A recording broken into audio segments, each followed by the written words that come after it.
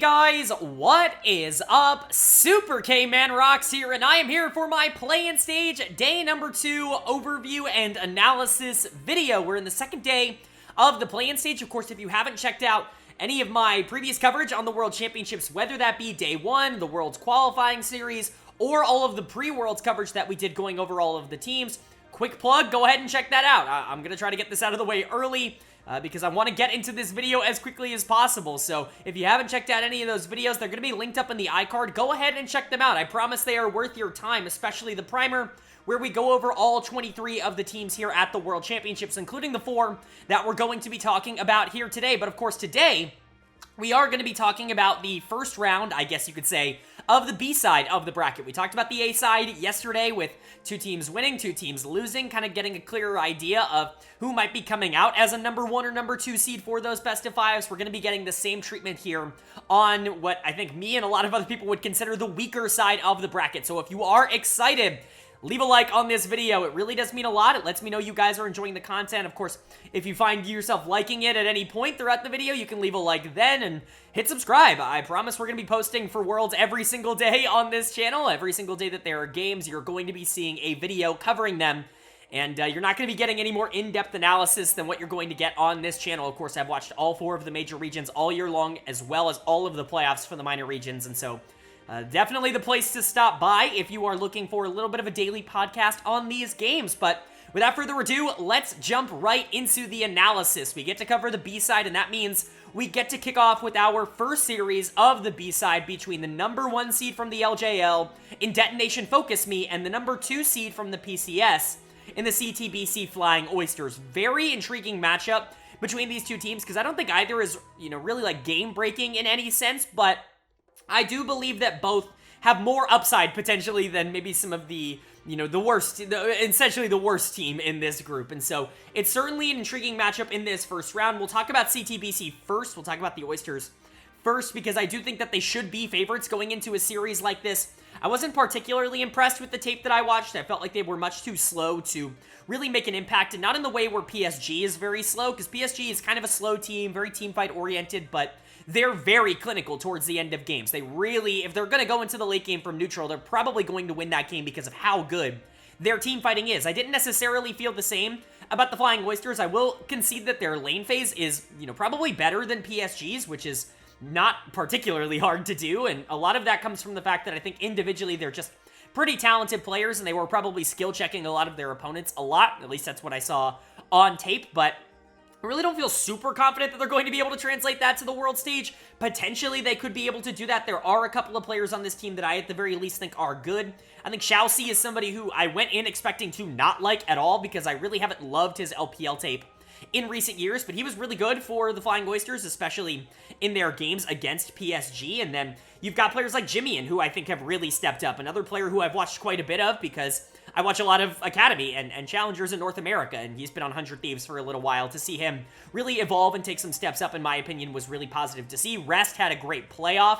His regular season was kind of poor from what I was able to watch over the course of this year, but it's good to know that he can peak at the right time. And, there are reasons to believe that Flying Oysters are at least a decent team. I just don't see a ton of upside with them, especially in comparison to some of the other minor regions that are at this tournament, especially on the A side. But they should be favorites for a series like this, because they're going against DFM, who I just don't think is very good right now. Now, I want to say officially, it does seem like the whole tournament is going to be conducted with Udapon in the bot lane and Oppamen in the top lane. I think this is probably the right decision. I'm certainly not going to complain about this too much. I covered what it would be like with Udapon in the top lane and Milan in the bot lane in my primer video, but I did talk about this configuration because we didn't really know which one they were going to put out. I think this probably gives you a little bit more of a floor, because Oppamen has been a solid player at the LJL level for a long time. Never really a superstar, though, and Udapon can go back to his more natural position of bot lane, where Milan was just kind of meh, like at best. Even in the LJL, he really wasn't all that impressive. I think this is probably a better configuration, but again, Oppamen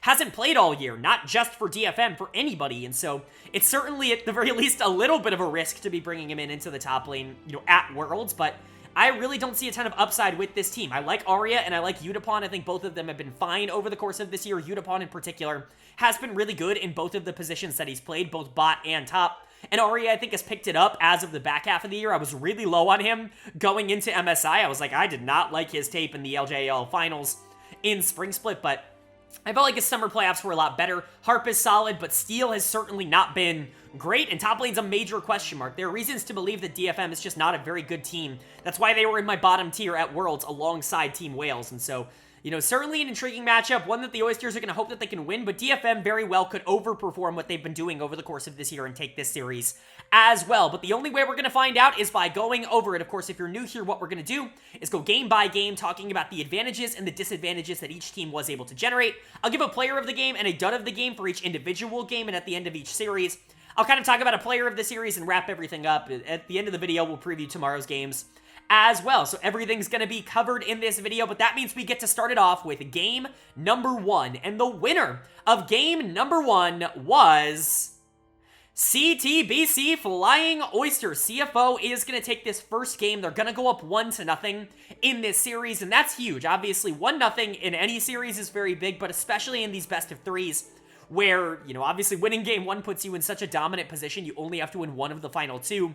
It's much more important to be able to get that momentum on your side early, and, you know, CFO really did that in game number 1. I felt like this was very clinical. This was very traditional for how CFO likes to play the game, but I do want to give credit to DFM because they certainly didn't roll over and die.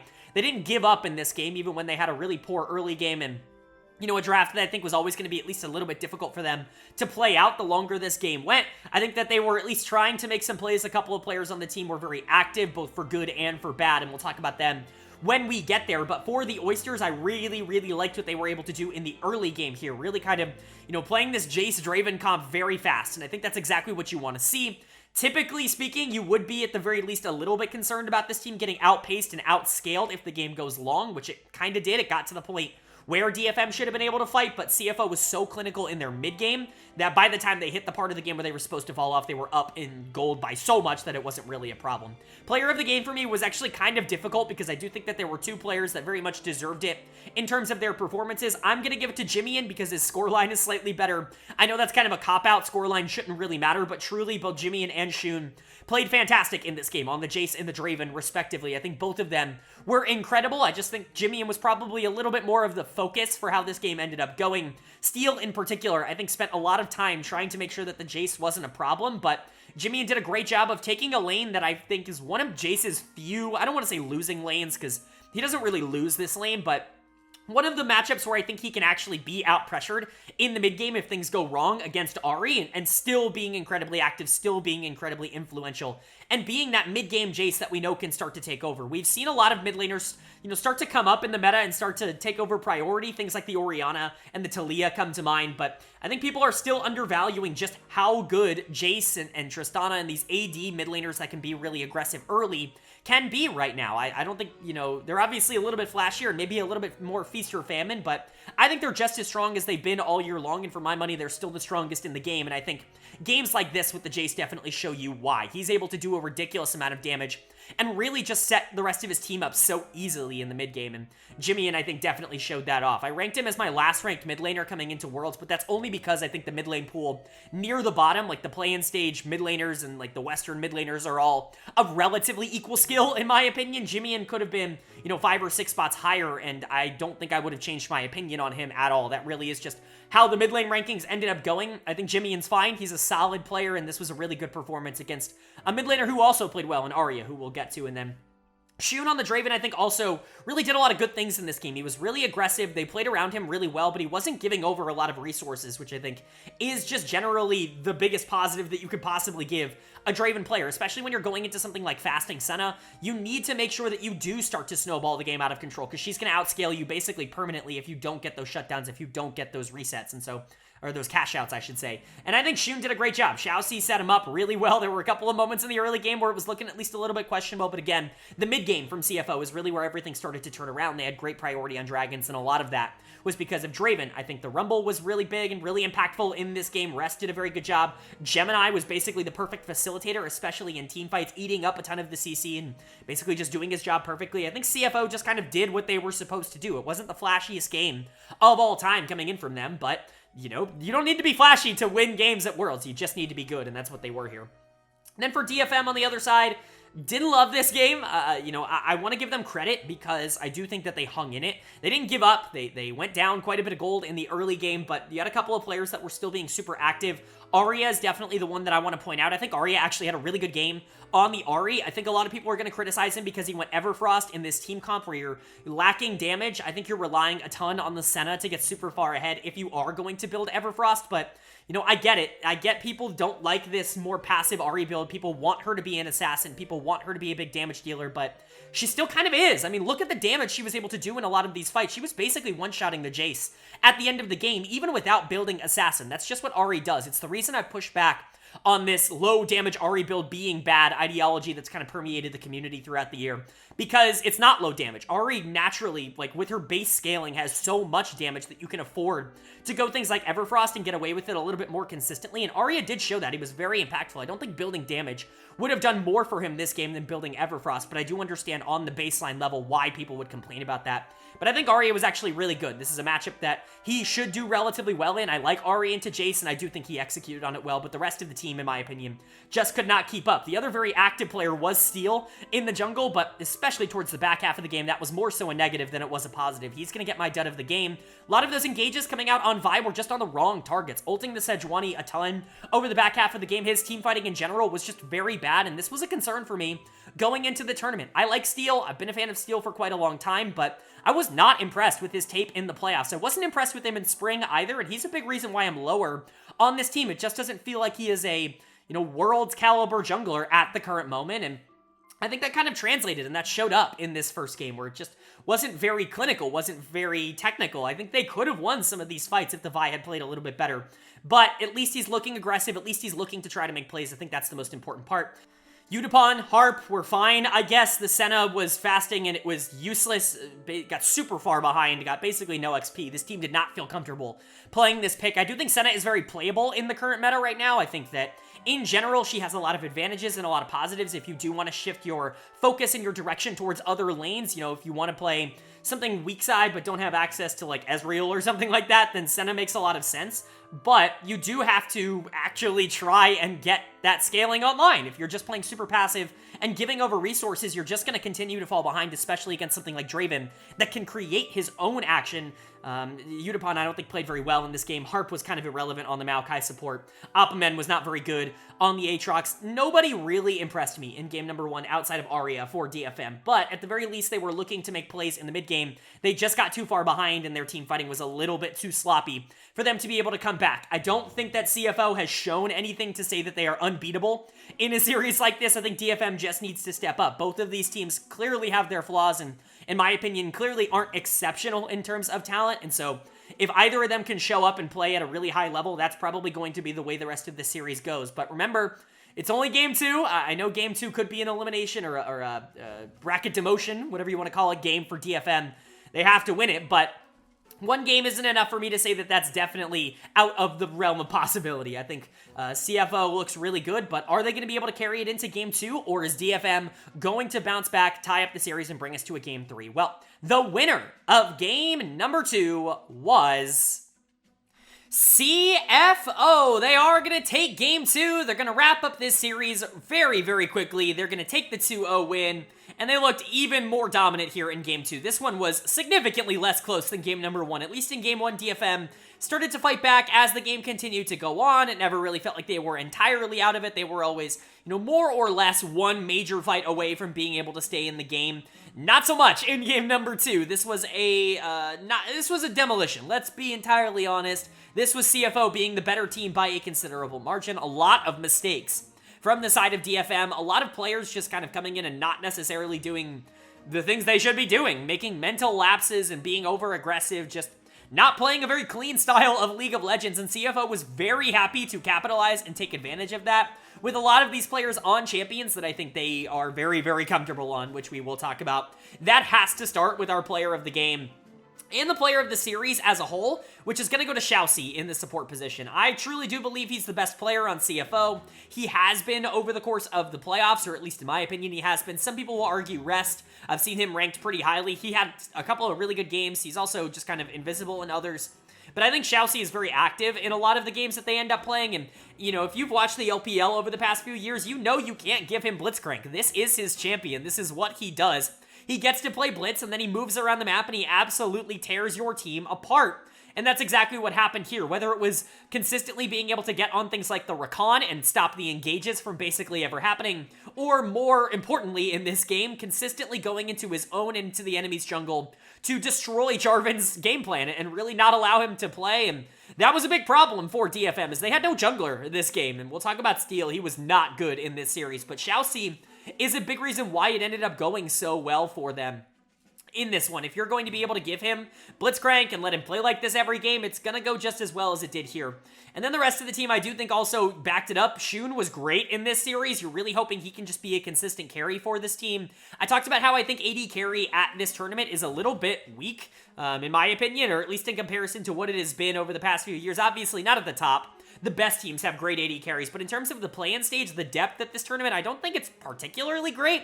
I don't think that there are a ton of teams that really want to play around their ADCs, and that's kind of how I felt about Shun, but if he can just be solid enough for Xiaoxi to be this big playmaker that he can capitalize on, then it's going to be more than fine. He was great on the Draven in Game 1, just as good on the Kai'Sa, very different style here in Game 2, but, you know, really capitalized well on a lot of the plays that Blitz was making in a matchup that I don't think is necessarily super good for him, and so really like how this bot lane played. Very, very high on the performance that they gave here, and they were definitely probably the most positive part of the team across these first two games. Gemini was great in Game 2, playing the Maokai, really being able to dominate that early jungle matchup, which, again, really shouldn't happen. You really only have one lane that you can play towards aggressively here, and that's the Jace. And while he did do that, you definitely got the Jace out on the move. This was a lot more about shutting down the Jarvan than it was about getting his own Jace ahead, and that very much worked. We got to a point in the game where it really was kind of a 4v5 without Jarvan in the game, and a lot of that was Gemini, it was Jimmy, it was Xiaoxi. Rest was solid on the top side, especially in fights on the Rumble. He was just kind of consistent across the series, certainly no problems. CFO looked very consistent, they looked very strong, and I'm very proud of what they were able to do. They're moving on now to quote-unquote the winners finals of the B-side, which we kind of expected them to be able to do, but for them to do it in such dominant fashion, and for their bot lane in particular to look as good as they did in this series, I think it's definitely an encouraging sign. And then for DFM on the other side, this is kind of what I expected to see from them at this tournament. I hate to say that, but I was very low on this team going into MSI. That proved to be true. I was very low on this team going into Worlds, and right now that's proving to be true. This team just isn't very good. The LJL had a very down year. I don't know if that's going to be something that continues to be a problem, but the LJL wasn't very good. I didn't like any of the teams. Sengoku was interesting, but DFM... it's just one of those teams that I think doesn't necessarily have a strength in terms of their playstyle. They rely so much on their two main players just being so much better than everybody else that they're playing against, being Arya and Yutapon, that when they're not, then it's a problem. They don't play particularly well. Steel was a problem in this series. Somebody who has a ton of international experience. Somebody who has played in the main stage, the group stage of Worlds before for this DFM team.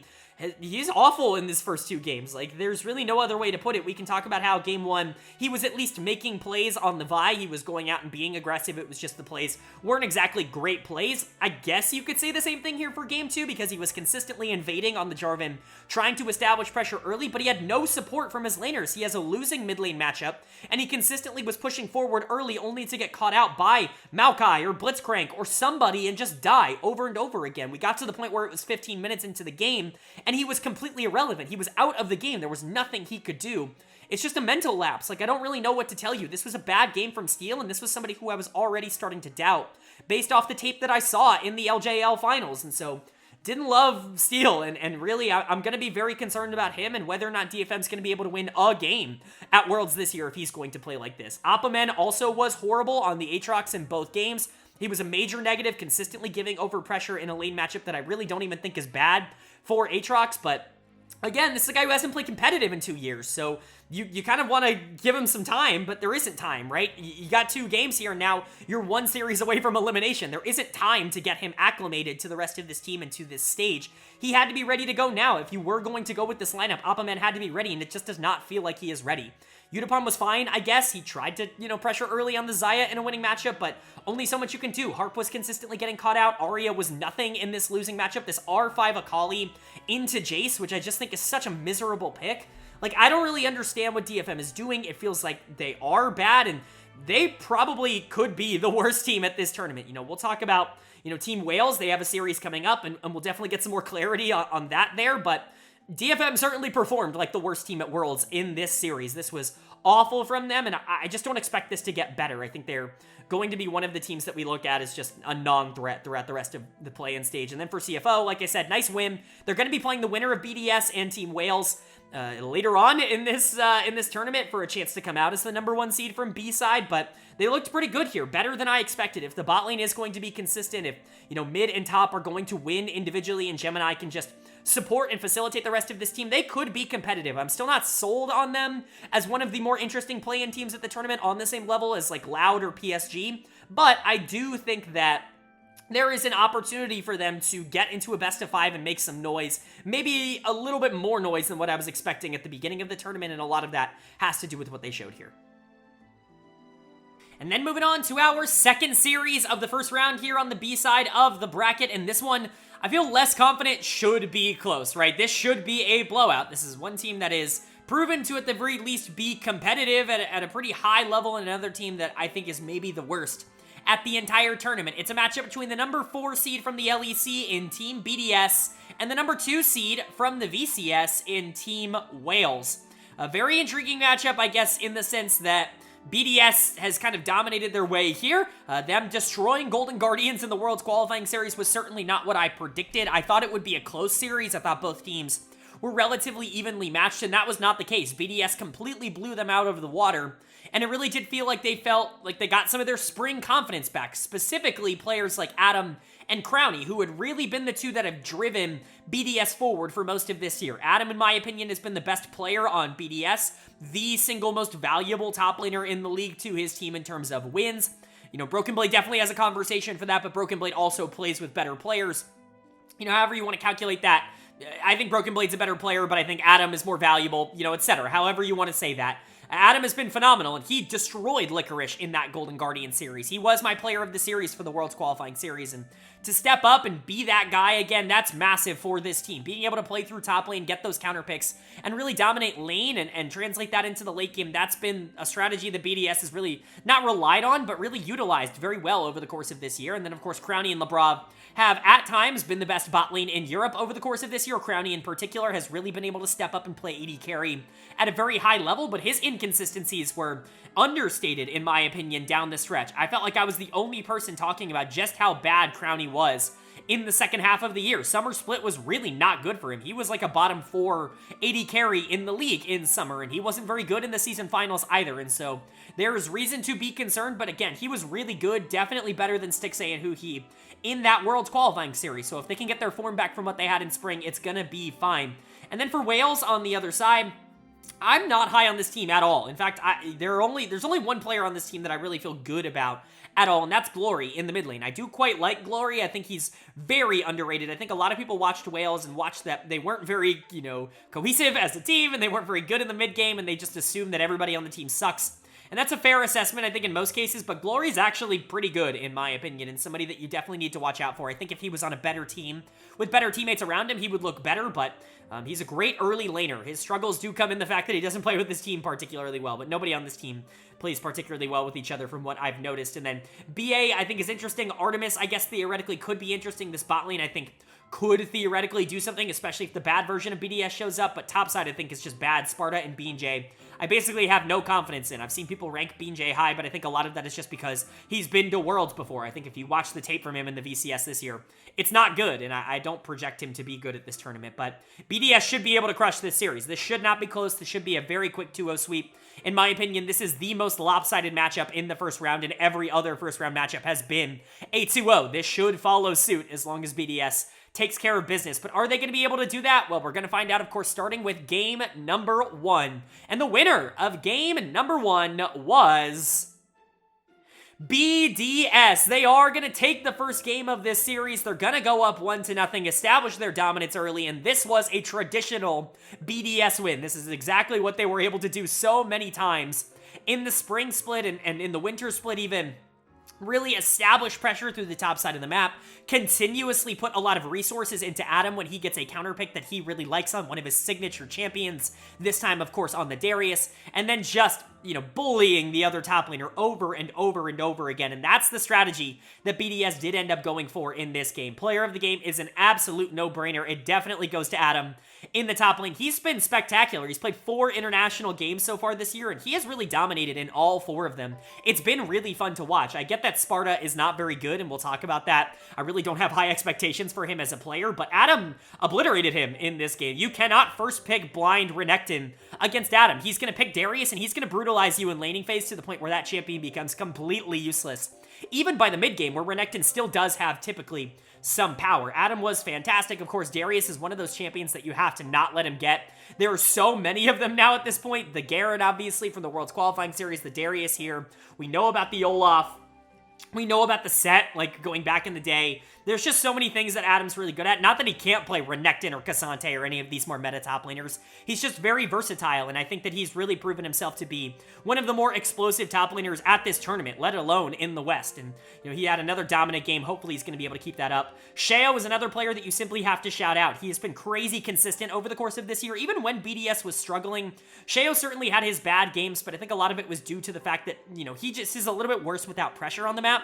But he did the exact right thing in this game. He continuously went top lane, continuously made sure that Adam was in a good position, and really, made it a 4v5, and that can be really strong. I think Rel is a champion that I consider very valuable. I think arguably the most valuable pick in the game right now, and I think Sheo executed on it well. Nuke was really good on the Syndra. I've been underrating him all year long, and, he's finally starting to get on my radar as somebody that I definitely need to respect more than just the number 5 or 6 mid laner in the LEC.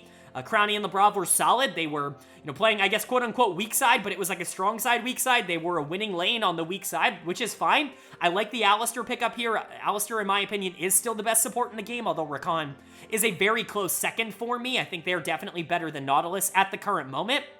And I think Lebrav played it well. Crowny was, I don't want to say irrelevant this game, but he didn't really need to do a whole ton. The bot lane didn't need to do a whole ton because topside was just so strong for BDS. Great showing and a great opening performance from BDS to get their first win in this series. And then for Wales, you just look outclassed. Like, in this first game, there really is no other way to say it. It looks like there's a pretty big mechanical difference in, at the very least, a couple of these roles. Specifically, obviously, top lane Sparta. Very easy choice for dead of the game. It's not even entirely his fault, although it, at the very least, is a little bit his fault. He was just put in such a bad position, getting counterpicked by one of Adam's signature champions in the Darius, kind of ego blind picking Renekton. You should know better. Like, there are a lot of teams that you can get away with that with, because a lot of teams are just going to default to picking something like Rumble, and you're probably a little bit more familiar with a matchup like that, but not BDS. BDS is going to try and go for these more crazy picks in the top lane, and you had to do that kind of research before going into this series, but clearly Sparta was not ready because the Darius not only dominated the 1v1, but once Sheo got involved, Sparta's game was completely over. He was a complete negative factor, 0-6-0 on the Renekton. BeanJ was also pretty poor on the Viego. That's a champion that does need at least a little bit of time to rev up. I do think that he's, better in the early game than people maybe give him credit for, but Sheo was really active and really didn't allow the Viego to kind of set up, and then the game just kind of got out of control. Artemis and BA were basically nothing in the bot lane. BA was probably the best performing member alongside Glory, who I think were at least trying to make some plays in this game, but again, everybody got trounced on the side of Team Wales. There was really no positive takeaway from this game for them. I think if they're going to bounce back in game number 2, it's going to have to be just a complete change of game plan. You need to make sure the top lane is a little bit more sustainable, a little bit more, hopefully if you're Wales, weak side, like you want to be able to play for bot lane and you want to be able to play for mid lane significantly more because Sparta's not really a carry, and you want to make sure that Adam doesn't necessarily get the same kind of resources that he got here. So perhaps picking red side and, trying to go for counter pick, or alternatively picking blue side and then, maybe just waiting a little bit. Adam isn't somebody who always gets counter pick on BDS, although he gets it a lot. So it'd be an interesting conversation to have, but just kind of allowing them, to not get what they wanted, basically every game, that's going to be ideal, but it really does feel like there's a pretty big talent gap. So is Wales going to be able to overcome that in game number 2, or is BDS going to continue their rampage and just win their 5th game in a row at Worlds this year? Well, the winner of game number 2 was Team Wales. They are going to pick up game number 2. They're going to even up this series, and We're going to our first game 3 of the play-in stage up until this point. I did not see this one coming. I thought especially after game number 1 of all the series to go to a game 3, I certainly did not expect it to be this one. It felt like this was the most lopsided in terms of the talent at each team's disposal, with BDS obviously just being really good, but Wales fighting back and looking honestly great in this game number 2. They did everything that they wanted to do in this game. I think their draft was awesome, significantly better than what I think BDS's is on the other side, and I think they executed on it really well. Their 2 main carries, I think, stepped up and, quite frankly, carried. Now, it wasn't all perfect, but we'll get to that in a second. Player of the game for me is going to go to Artemis in the bot lane on this Kai'Sa. I saw some comments on social media, whether it be Reddit or Twitter, of people like, oh my god, is Kai'Sa still broken? What are you talking about? I feel like Kai'Sa's stronger now than she has been at any point in the year. She has been ridiculously good over the course of 2023. Not only has she performed really well, but obviously a lot of people value her highly. The consistency is there. The flexibility in terms of build is maybe a little bit less, but her strong builds, I think, are stronger now. Overall, Kai'Sa's in a great spot, and I don't know why this is catching people off guard. I don't know why people are like, oh my god, I guess Kai'Sa's really strong. No shit, Kai'Sa's really strong. Like, this is expected. Artemis still played her incredibly well. I don't want to take away from the fact that Artemis had a really good game, because he was a player that I honestly was a little bit lower on going into Worlds. I like BA and I like Glory, and I was like, Artemis is okay, he's fine, he's in this cluster of AD carries that I don't necessarily trust as big game winners, but certainly can win if people give them the resources, and I think he was more than that in this game. I genuinely think he stepped up and looked really good against Crownie and Lebrov, who have been a pretty good bot lane. Not so much in this game, but Artemis was really, really solid on a really broken Kai'Sa pick. Glory's the other player you have to shout out. I'm going to sing his praises. He's very similar to a lot of the other players that I've shouted out over the course of the last few years coming from minor regions. I've kind of got this reputation of finding one mid laner from the minor regions every single year and being like, this is my guy this year. And this year it's definitely Glory. Finally glad to see him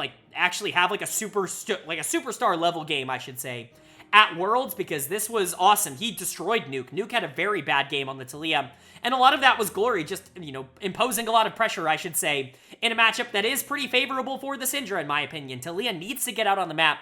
She needs to leave this lane because isolated in the 1v1, it isn't very good for her, and I think Glory definitely took advantage of that. So Glory and Artemis, definitely the standout members, but BA was awesome on the Nautilus, a pick that maybe I've been underestimating. I talked about how I thought, picks like Rakan and picks like Alistair were just a little bit better right now. Nautilus definitely deserves to be in that big 3 in terms of the engaged supports at the current moment. Of course, Rel is also there, but just for a different reason because of her flexibility. She's still incredibly good as a support, but this was a great Nautilus game. Nautilus Kai'Sa is just as strong as it was 4 years ago when it was dominating Worlds. So I remember 2019 when it was just or 2018 was it?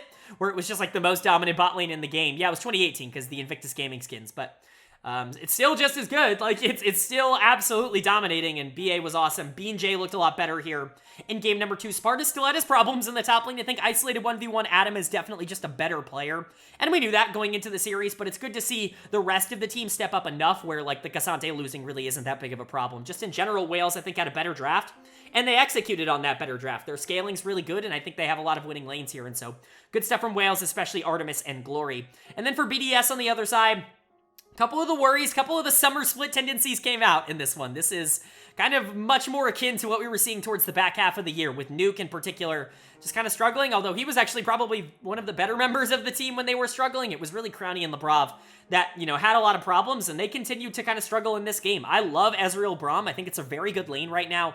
I don't think it's very good into Kai'Sa, especially into Nautilus. I think that's really the big problem in this matchup, is that Nautilus just has way too much pressure to be able to either move around the map if the Ezreal Braum is just going to play super passive, which is what he did, or try to make plays in 3v3 skirmishes around Dragon. And, both of those are really big positives for Wales that BDS just can't answer. It's a little bit too slow in terms of the composition that you have, especially if you're going to play Rel plus Taliyah. You want to be making a lot of plays around the map early, and I just don't think Braum necessarily gets that done nearly as much, and Lebrov did not have an impact on this game. It really wasn't a big positive showing, I would say, from him as a support. Crownie really didn't do anything on Ezreal, but like I said, Nuke was definitely, in my opinion, the biggest problem this game. Just as I was hyping him up, just as I was starting to believe that a lot of the analysis that I had given him negatively over the course of this year had been just too much, that I was unwilling to accept and that I was being too stubborn and too biased. I was like, okay, I have to throw it away. Nuke's been playing well. Well, then he comes back with one of these games where it's just like, what are you doing, man? Like, you have to know this matchup. You have to know how to play Talia here. You have to know that you can get out on the map and move around and get your rel super far ahead. That's the win condition here, but just didn't feel like he knew that.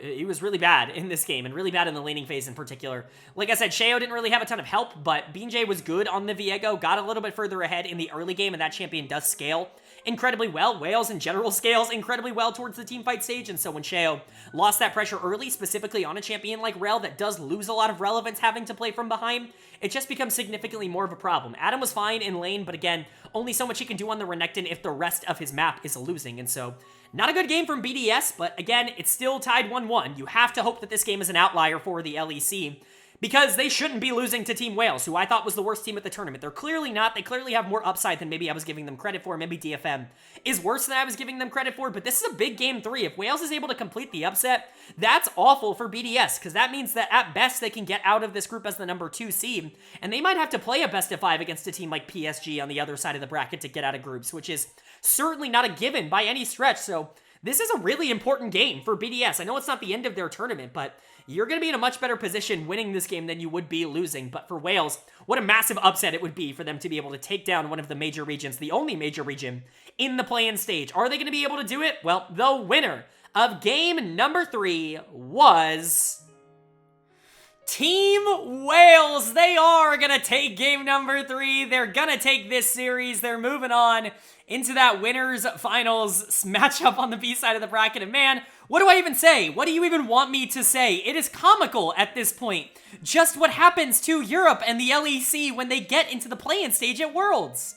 You can't tell me that something's not going on. There is not some conspiracy that I'm just not aware of. For some reason, for one reason or another, the LEC does a really good job of beating teams that are as good as them or like on their level. They're able to play against those teams well, but you put them into a matchup against a team like Team Wales that is just going to throw shit at the wall, they're just going to underperform. They're not going to show up, because that really is the greatest explanation as to what happened in this series. Now, you know, we'll get into BDS in a bit, because there are a lot of comments being made about them, there are a lot of comments being made about Golden Guardians, and I feel like we're kind of letting the train derail a bit here with maybe some of the conversation that we have surrounding this team. Obviously, it's worth panicking. This is a very bad loss for them, but it's not the end of the world, and it doesn't completely change how I feel about this team in general. But let's talk about Team Wales first and foremost. Awesome series from them. I was completely wrong putting them at number 23 in my power rankings. They are clearly not the worst team at the World Championships, even if they would have lost this series, even if they would have lost both of these games.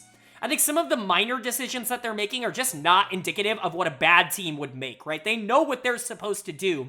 And that's more than I can say about a team like DFM, who I do have listed significantly below them. I like Team Wales now. I'm pretty bought in because the bot lane's actually really good, and that was something that I didn't anticipate going into this tournament. I was high on Glory. I thought he was going to be someone that they could play through, someone that they certainly like to give a lot of resources to in the VCS, but if Artemis and BA are going to play like this at this tournament, it's going to be super easy for them to consistently be able to win games.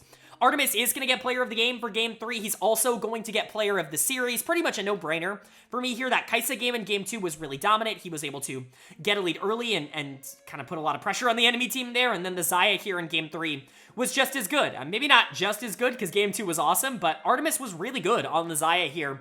And he knows how to carry games. This is a player that I think a lot of other people were higher on than I was going into this tournament, and this is probably the first, player at Worlds that I'll go like, I think I just missed. I think I just missed on Artemis.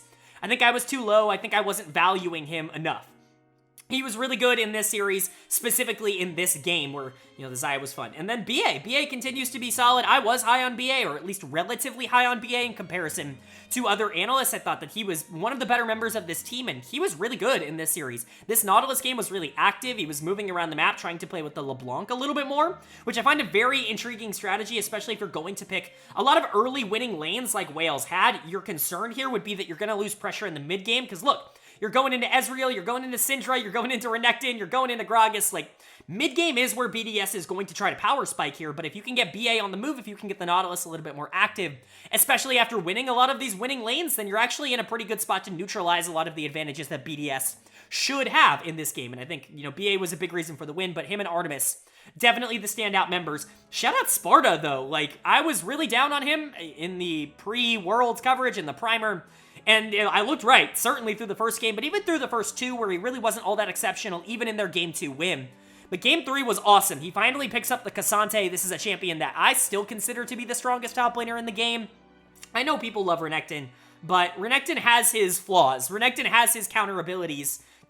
His counters is probably the right word to use in that scenario. Cassante just doesn't have those, or he doesn't have nearly as many. I feel like he does what he's supposed to do every single game, and there's really not a ton you can do about it. So credit to Wales and credit to Sparta for winning lane and dominating Adam in this game. Sparta was awesome, and it was definitely a nice bounce back from the beginning of this series. Gen.G was active on the Lee Sin, certainly trying to make plays early and setting up the rest of his laners. Glory was fine, but it's crazy. If Glory's going to be the least active member of the team and everybody else is going to step up and carry, that's awesome, because Glory's a great laner, and if you need him to be on a high resource carry in the mid lane, I feel very confident that he's going to be able to do that. And so, I don't know, I kind of like Wales now. These two games were like really impressive for me and definitely showed a side of them that I didn't expect to see here, especially after GAM underperformed so much yesterday. To see the second seed from the VCS be so good in this series is just a positive overall. And then for BDS on the other side, again, what is it with the LEC and losing to teams that they shouldn't lose to? This is a bad loss. Again, I talked about this before, but you can no longer get the #1 seed coming out of this group if you are BDS, which means that you, at the very best, if you do come out of this as the #2 seed, which you would need to win 2 subsequent series after this to do so, if you do come out of this as the #2 seed, you now have to face the #1 seed from the other side of the bracket, the stronger side of the bracket. That could be PSG. That could be a super hot Loud. We don't know. It's one of those two teams, and honestly, I would not want to face one of those two teams, and especially if the one, that you're facing has the confidence of being able to take down the other. It's just not the situation that I would want to be in. This was a bad loss for them. I think they underperformed a lot. Adam had a really rough game #3. I'm not going to put it all on him because, again, he was their best player through the first, 5 games of Worlds for them, but Crownie and Labrov continue to underperform. They were really good against Stixxay and Huki, but perhaps that was just Stixxay and Huki kind of in that downward trajectory that they had been in the playoffs. Perhaps Crownie and Labrov really aren't that great of a bot lane, which is something that we were saying in the summer split and something we were saying in the season finals. It's certainly something to monitor because this was bad. Like, the Ezreal was awful. The mechanics coming in from Crownie were super negative, and that's a concern. Labrov was not active at all in this series. BA was a significantly better support across these final 2 games. Nuke struggled a lot in game #2. I don't think he was as bad here in game 3. He survived a bit, even in a matchup that I don't love for Syndra, but, Sheo was certainly not active on the map. Gen.G was way more aggressive in the early game, as you should be on Lee Sin, but I think Sheo definitely took a backseat because of that. Nobody on BDS really played all that well in this one, but specifically the bot lane was definitely a concern for me. If they continued to underperform, they were a big reason why that team was winning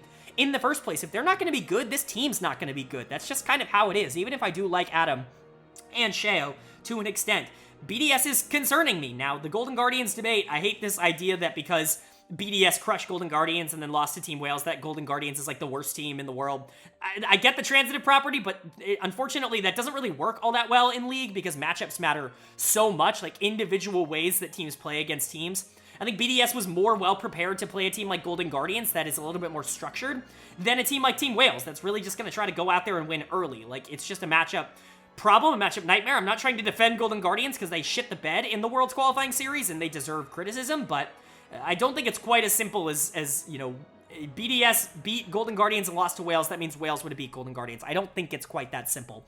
But it is worth noting, BDS, I don't know, man. If they can win these next 2 series, it's going to be an important, kind of test for them. But if they're another LEC team that gets knocked out in play-ins, I mean, the memes and the curse is just going to stay alive. I really hope for LEC's sake that that's not the case, but this was not a good series from them. Congratulations to Wales, though. They move on now to face CFO, which is a very winnable series for them. And one of those teams is going to be leaving this bracket as the #1 seed, which is crazy to say the least, but both of them have earned it, and especially Wales. This is a massive win for them. Alright, but that is going to do it for my Worlds 2023 Play-Ins Day 2 overview and analysis video. The 2 series that we covered today, the 5 games that we covered. We now know our 4 teams that are going to be competing for #1 seeds moving into the play-in finals. Remember, 2 teams get out of each side of the bracket, and the 1 seed plays the 2 seed from the other side in a best-of-5 to see which 2 teams end up making the Swiss stage of Worlds. This is really intriguing because these are not the 4 teams that I think a lot of people expected to see here. These are the two matchups that we're going to be previewing here today because they're going to happen tomorrow. So let's go ahead and quickly go over it, starting with the A side, Loud versus PSG. I'm super excited to see this, not only because I think these are the two best teams in the play-in stage in terms of momentum and skill at the current moment, but because I think matchup-wise, this is so intriguing in terms of the stylistic matchup between these two.